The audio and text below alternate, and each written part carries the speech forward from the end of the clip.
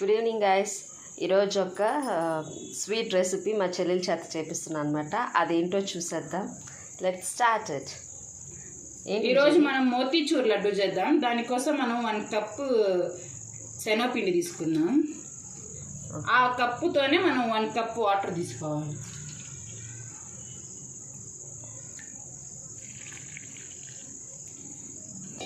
ఇంకా దాన్ని బాగా మిక్స్ చేయాలా? ఇప్పుడు దీన్ని లంప్స్ లేకుండా బాగా మిక్స్ చేసుకోవాలన్నమాట. ఇలా చూడండి, బాగా ఉండలు లేకుండా బాగా కలిపేసింది అనమాట. నెక్స్ట్ ప్రొసీజర్ చూసేద్దాం. బూందీలు చేసుకోవడానికి మనం ముందుగా ఆయిల్ని హీట్ చేసుకోవాలి. దానికి సరే ఆ బూందీలు మునిగేంత ఆయిల్ వేసుకోవాలి.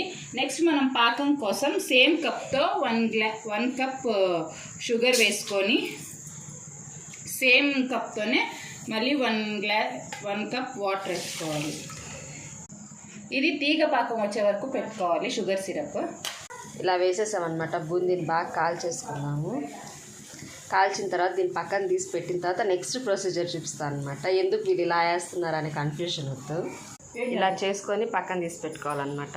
వీటిని ఇలా మిక్సీ జార్లో ట్రాన్స్ఫర్ చేసి ఫైన్ పౌడర్ కాదండి, బరగ్గా వేసుకోవాలి. ఇలా చూడండి, పొడి పొడిగా ఉంది. అంటే మనకు మోతీచూర్ లడ్డు కాబట్టి ఇంత చిన్న సైజ్ క్వాంటిటీ అయితే చాలు. కొంచెం ఇప్పుడు ఫుడ్ కలర్ వేసుకుందాం. తీగ పాకం అయితే వచ్చేసింది. ఇలా మిక్స్ చేసేసుకోవాలి.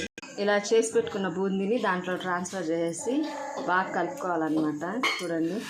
చూడండి ఎలా వచ్చిందో. దీన్ని బాగా మిక్స్ చేయాలన్నమాట. ఇప్పుడు 1 టేబుల్ స్పూన్ నెయ్యి వేసుకోవాలన్నమాట. బాగుంటుంది, మనం చుట్టుకోవడానికి బాగుంటుంది అన్నమాట. చూడండి, ఇప్పుడు దగ్గరికి పడిపోయింది అనమాట. ఇప్పుడు మనం స్టవ్ ఆఫ్ చేసుకొని కాస్త చల్లారాక ఉండలు పట్టుకోవచ్చు. ఫైనల్గా స్టవ్ ఆపేసి ఓ బౌల్లోకి అయితే ట్రాన్స్ఫర్ చేసుకున్నాం. గోరువెచ్చగా ఉన్నప్పుడు ఇంకా ఉండలు చుట్టుకోవాలంట.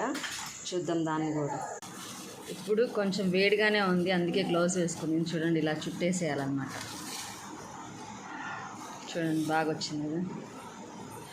మొత్తానికి 1 కప్పు శనగపిండికి చూడండి ఇన్ని 15 లడ్డూస్ అయితే వచ్చాయి. అవి కూడా చిన్న చిన్నవిగా చేసుకున్నాం కాబట్టి ఇప్పుడు మా పిల్లలు ఇద్దరు తిని టేస్ట్ ఎలా ఉందో చెప్తారనమాట.